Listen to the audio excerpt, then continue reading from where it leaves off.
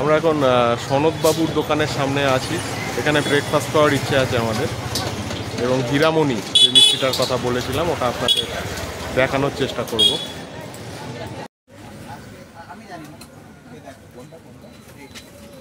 কোনটা হীরামণি?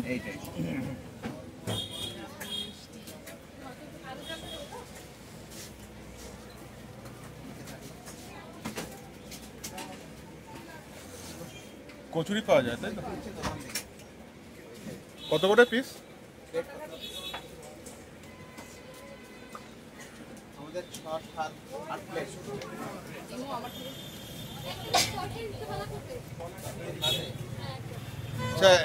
দাদা একটা প্লেটে তরকারি দেবেন না।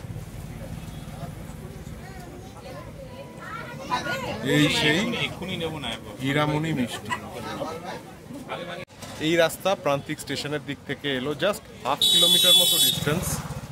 গুগল ম্যাপ আপনাকে দেখিয়ে দেবে। সনদবাবুর দোকানের চেহারা আজকের দিনে এরকম। হীরামণি মিষ্টি আপনাদের দেখালাম। এখানে পাশে কচুরি ভাজা হচ্ছে, লোকজন খাচ্ছে।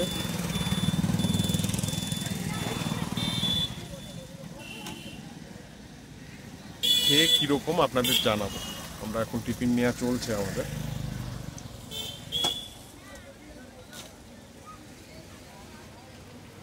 কিরম খেতে?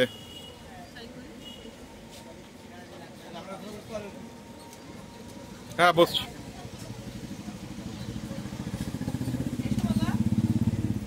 হীরামণি নিয়েছ?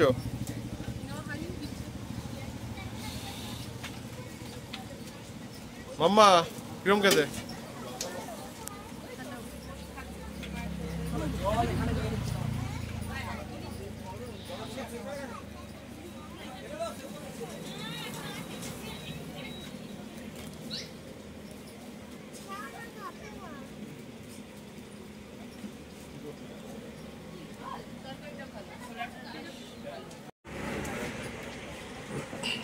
এই সেই হীরামণি।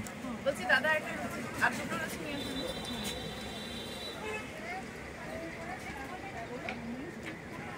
কিরকম? খুব মিষ্টি না, হালকা হালকা মিষ্টি। ভালো ওপরে ক্ষীর ক্ষীর আছে। তোমার হীরামণি আছে?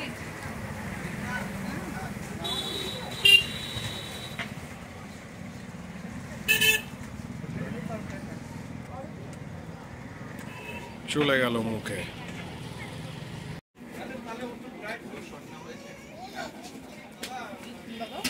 কোনটা বেশি ভালো? লুচি মিষ্টিটা নয়? ও মিষ্টিটা টেস্টই করিস নি।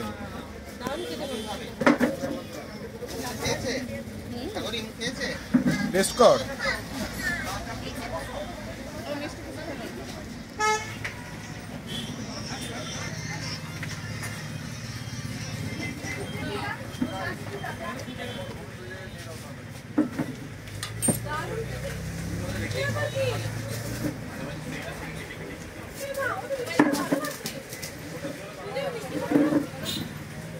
না খেলে না খাবে কি আর করে।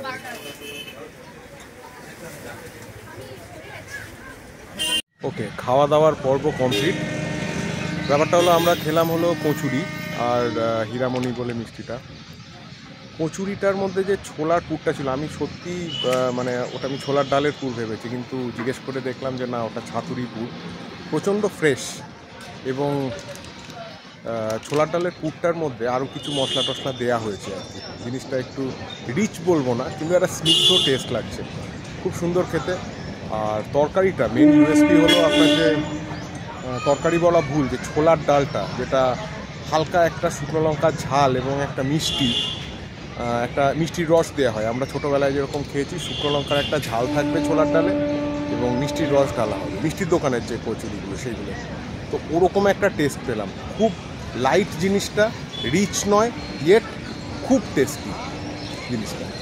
আর হীরামণিটা ওর ক্লোজেস্ট যদি আপনি কিছু বলতে চান, মালাই চমচমের মতো খেতে জিনিসটা, পুরোপুরি না হলেও কিন্তু খুব ফ্রেশ, একদম ফ্রেশ মেড। ছানাটাও খুব টেস্টি, মালাই ছিল। আপনার খেলে একটাতে মন ভরবে না, এইটুকু বলতে পারি। খুব সুন্দর ব্রেকফাস্ট করলাম আমরা এখানে সনদদার হোটেলে প্রান্তিকের কাছে। এবার আমাদের গন্তব্য বিশ্বভারতী, সঙ্গে থাকবেন। ভাতের ভাত আলাদা নিতে হবে, ভাত ডাল সবজি যা থাকে ভেজ মিল যেটা থাকে তার সঙ্গে আমি যেটা নেবো সেটা আলাদা দাম। ওকে, তো আজকে বলছে আজকে হয়তো বেশি রুই হবে, রুই বা কাতলা এরকম থাকে।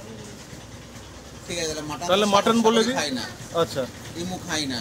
আচ্ছা। আমি ও মাটন বাদ, মাটন আর একটা দুটো তিনটে সর্বনিম্ন চারটে। আর বাকি কি বলবি? বাকি চিকেন তো বললেই হয়ে যাবে, ওটা অসুবিধা নেই না। চিকেন হবে তো না বলতে হবে? চিকেন নরমালি প্রতিদিনই হয়, মাটনটা হয় না, কারণ চিকেন কষা কিন্তু ওই যেখানে রান্না হচ্ছে ভাজাভাজি কিন্তু ওটা আবার ওই ভাজাভাজি মানে কচুরি ভাজা হচ্ছে দেখ এখানে, ওইটা না বসে খাওয়ার জায়গা এখন আপাতত আমাদের প্যান্ডেল হচ্ছে, আর আপাতত এখানেই খেতে হবে।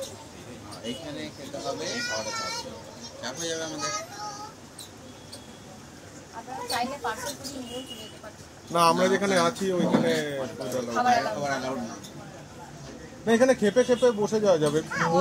মোড়া টোড়া দু চারটে যদি ইয়ে করে দেন, না সে আমরা খেয়ে নিতাম, বাচ্চা কাচ্চা আছে তো, যদি দুটো আরো মোড়ার অ্যারেঞ্জ করে দেন তাহলে বিয়ে করে দেবো, ঠিক আছে? হ্যাঁ, কিন্তু এই যে খাবার কিন্তু ভালো হতে হবে, এই ফর্সায় কিন্তু আমরা। এই সাগরি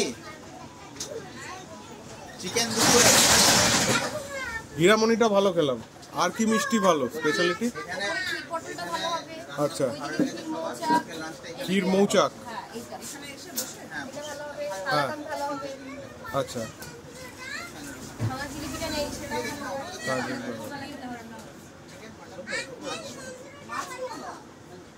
মানে যা হয় উঠে যায় মোটামুটি, না? আজকে রান্না আজকেই শেষ। রান্না এই মান এই হীরামণি আপনি তার 8 ঘন্টা পরে খাবেন, ওই জন্যই ফ্রেশ পাওয়া যায়, সেটা পরের দিনে গেলে তো আর অতটা ফ্রেশ থাকবে না। আজকে হবে। হ্যাঁ, খেয়ে দেখলাম, খুব ফ্রেশ। ঠিক আছে। এখানে বলে রাখি, দোকানের তরফ থেকে যেরকম দাবি করা হলো তাদের মাটন নাকি ভালো হবে, সত্যি মাটনটা কিন্তু দুর্দান্ত হয়েছিল। ঘরোয়া ঝোল, বিশাল কিছু রিচ একদমই নয়। আর ভেজ মিলে যে পোস্তটা আর শুক্তোটা দিয়েছিল সেটাও কিন্তু অনবদ্য খেতে হয়েছিল। 80 টাকা দাম নিয়েছিল ভেজ মিল, 350 টাকা নিয়েছিল মাটনের প্লেট।